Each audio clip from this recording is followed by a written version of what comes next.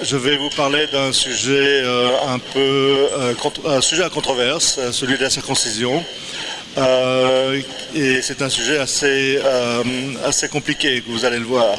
Je vais aborder deux problèmes assez différents. Un problème technique, donc un peu statistique, épidémiologique, démographique, et un problème beaucoup plus de sciences sociales, donc sociopolitique, sur la politique de la circoncision dans le cadre du VIH-Sida. Pour ceux qui ne me connaissent pas, je suis démographe. Je travaille à l'IRD, mais aussi à l'Institut Pasteur, aussi à Johannesburg, à l'Université du Witwatersrand et au CERDI à Clermont-Ferrand. Donc j'ai plusieurs casquettes. J'ai travaillé pas mal sur le sida autrefois. J'étais même ici en 93 à Abidjan, faisant les premières études sur la mortalité à Abidjan à partir des registres d'état civil et puis des registres d'hôpitaux. Depuis, j'ai travaillé aussi sur les dynamiques d'épidémie et puis plus récemment donc sur cette affaire de circoncision. Plus près, comme ça. Bon. Alors, tout ça démarre avec des observations personnelles. Donc, j'ai fait pas mal de terrain autrefois, au Sénégal et puis en Afrique du Sud.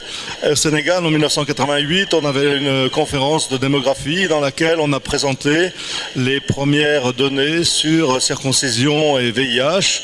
Et il y avait une indication qu'il y avait une corrélation donc négative. Plus les hommes étaient circoncis, moins on avait de VIH. Et au Sénégal, c'était ce qui se passé. J'étais donc en brousse au Sénégal et tous les hommes étaient circoncis et il n'y avait pas de sida. Mais quelques années après, j'étais en Afrique du Sud et c'était le contraire. On avait aussi une population de l'ethnie Shangaan où tout le monde était circoncis et où il y avait une épidémie énorme. On était déjà dans des 20 à 30% de séroprévalence. Depuis, c'est monté à 45% dans la même région, même si après les trithérapies, les choses se sont améliorées. Mais donc, on avait l'exemple d'une population entièrement circoncise où il y avait une épidémie absolument maximale, aussi forte que ça pouvait être. Alors, j'ai fait un certain nombre d'analyses quantitatives à l'époque, donc regardant surtout les données démographiques, surtout quand les premières données des enquêtes DHS qui fournissaient l'information à la fois sur la séropositivité et sur la circoncision sont devenues disponibles, donc entre 2000 et 2005 en particulier, y compris ici en Côte d'Ivoire. Alors, je vous rappelle les données. À la fin des années 80, début des années 90, il y a eu un certain nombre d'études de cas qui comparaient cas et témoins, donc circoncis, non circoncis, VIH plus, VIH moins. Et d'une manière générale, on trouvait toujours ce risque relatif de à peu près 0,5. Et certaines études ne montraient pas la même chose, mais dans l'ensemble, il y avait une tendance dans cette direction-là. Puis il y a eu ces essais cliniques, donc vous savez en épidémiologie on cherche toujours la meilleure preuve, et la preuve, ce qu'on appelle le gold standard en anglais, c'est l'essai randomisé. Alors normalement il doit être en double aveugle, ce qui n'est pas possible évidemment pour la circoncision, mais bon, je passe sur les détails techniques. 3 essais cliniques qui montrent aussi la même chose, à 0,5 de réduction du risque d'infection sur une période donnée, donc sur grosso modo 1 an, 18 mois, mais sur une période courte. Alors, est-ce que ça démontre que cela aura un impact démographique? Eh bien, vous allez voir que la réponse est non. Alors, les études démographiques, donc les grandes enquêtes DHS que je mentionnais, montraient justement le contraire. Voilà une série d'enquêtes, il y en a quelques autres depuis, mais c'est ce que j'avais publié donc à cette époque-là. Et quand on regarde les pays africains pour lesquels il y avait des données, quand vous voyez NS, ça veut dire non significatif, c'est-à-dire qu'il n'y a pas de différence significative de prévalence du VIH selon le statut de circoncision. Quand c'est plus, c'est qu'il y a plus de VIH chez les circoncis. Quand c'est moins, c'est qu'il y a moins de VIH chez les circoncis. Donc c'est un petit peu complexe. Il y a 3 pays pour lesquels il y a plus de VIH chez les circoncis, qui sont le Lesotho, le Malawi et puis le Cameroun ici. Mais il y en a d'autres depuis. Et puis il y en avait 2, c'était le Kenya et l'Ouganda pour lesquels il y en avait moins. Mais ce qui est important, c'est le risque relatif standardisé, hein, c'est ça qui fait la preuve dans les méta-analyses, il était de 1.0, hein, donc prévalence identique chez circoncis et non circoncis. Alors il y avait un débat à l'époque, donc au début des années 2000 en Afrique du Sud, et en Afrique du Sud les données sont excellentes et vous avez la chance d'avoir une situation quasi expérimentale où il y a des ethnies qui sont complètement circoncises et d'autres qui ne le sont pas pour des raisons culturelles. Les dynamiques d'épidémie, comme vous le voyez ici, sont identiques, hein. Ici je vous donne juste les Tswana et les Xhosa, donc un groupe intact et un groupe circoncis, même dynamique d'épidémie, même niveau de séroprévalence. Et vous pouvez prendre les Zoulous et les Shangaan, c'est exactement la même chose. Une grosse étude avait été faite à l'époque par la Fondation Nelson Mandela sur un très gros échantillon national représentatif, donc de séroprévalence en population générale. On a comparé les circoncis et les intacts, 12,3% à 12,0%, donc identique, même séroprévalence dans les deux groupes.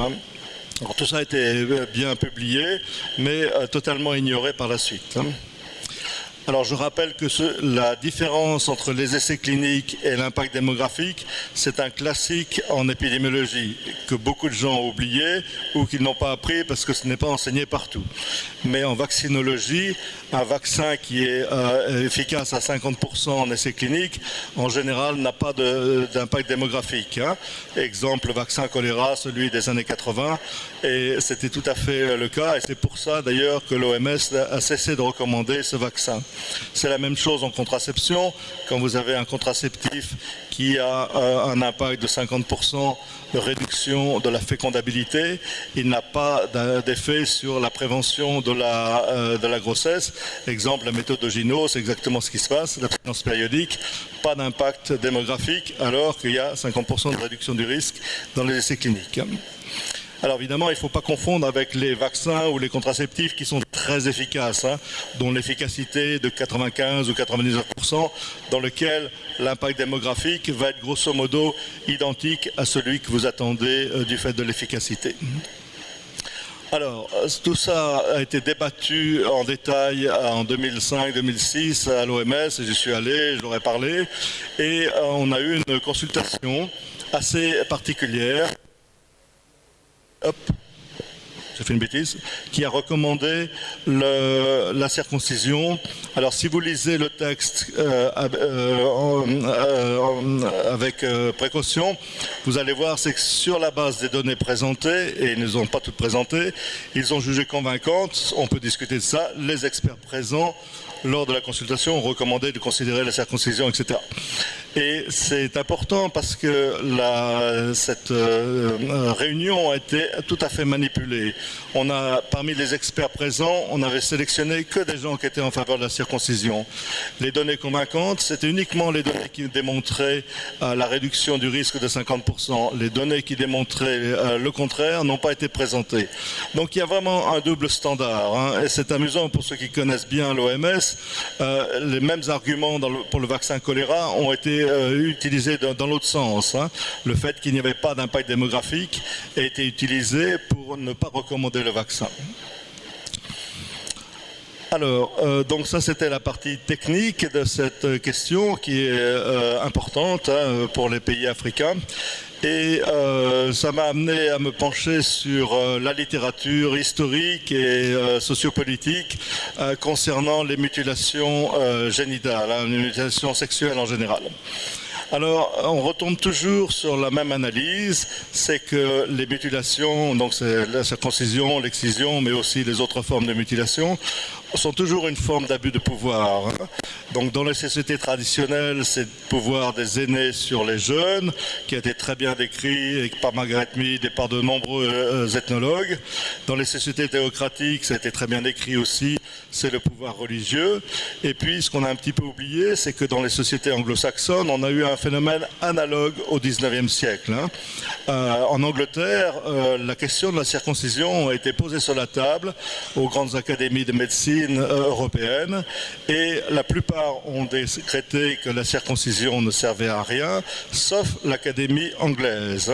Et pendant environ un siècle, les Anglais ont pratiqué la circoncision pour prévenir des tas de maladies illusoires comme la syphilis, comme l'épilepsie, comme l'onanisme, etc., etc. La liste des maladies que l'on a attribuées au fait des non-circoncis est très longue. Un de mes collègues américains en a compté plus de 40 et toutes plus absurdes les unes que les autres. Et alors, on a eu, je pense, dans le cas du sida, un peu la même chose.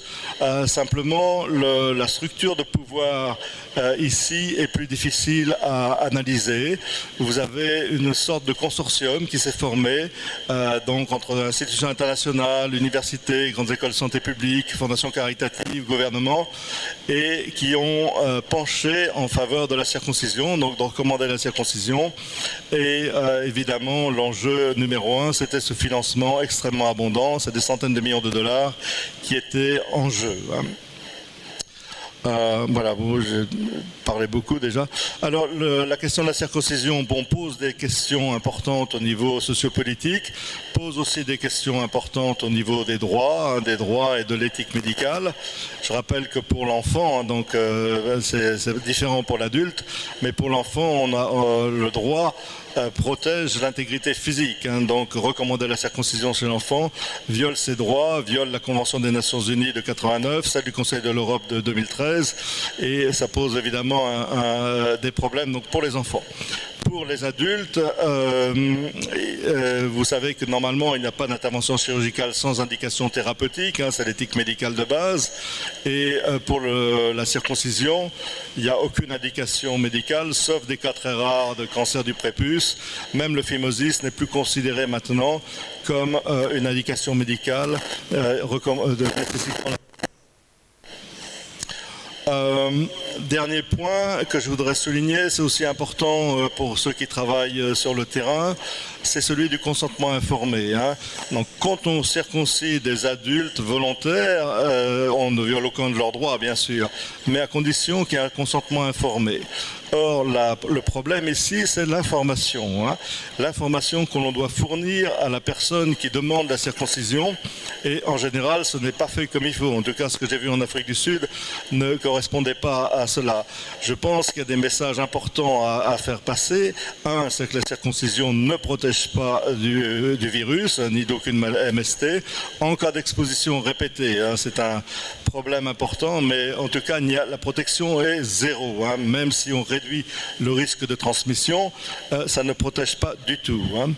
Deuxièmement, les effets secondaires qui sont nombreux de la circoncision ne sont jamais décrits comme il faut. Il y a des problèmes de lubrification du pénis avec la circoncision, des problèmes de baisse de sensibilité du pénis aussi, et ce sont des choses qui ne sont pas dites correctement quand on invite les gens à se faire circoncire. Voilà, alors comment se débarrasser des mutilations sexuelles? Il y a beaucoup de modèles là-dessus. On a beaucoup travaillé ces dernières années sur l'excision. Je pense que c'est un bon modèle. Il faut pour cela évidemment d'abord une prise de conscience. Il faut que les débats soient ouverts. Il faut qu'il y ait un débat politique. Et il faut qu'il y ait en plus le droit qui intervienne et donc qu'il y ait des sanctions lorsqu'il y a un abus de pouvoir. Alors sur ces questions-là, il y a eu très peu de mobilisation des scientifiques, sauf pour soutenir la circoncision. Par contre, il y a beaucoup d'ONG qui se sont mobilisées, donc qui sont opposées en général aux mutilations, excision et circoncision en particulier. Et pour les francophones, je voudrais mentionner Droit au corps, qui a un très bon site web, qui fournit une excellente information sur toutes ces questions-là. Mais vous avez de très nombreux sites aussi, organisations chez nos collègues anglo-saxons, anglais ou américains ou australiens. Et je vais terminer par un petit dessin humoristique qui est paru dans Charlie Hebdo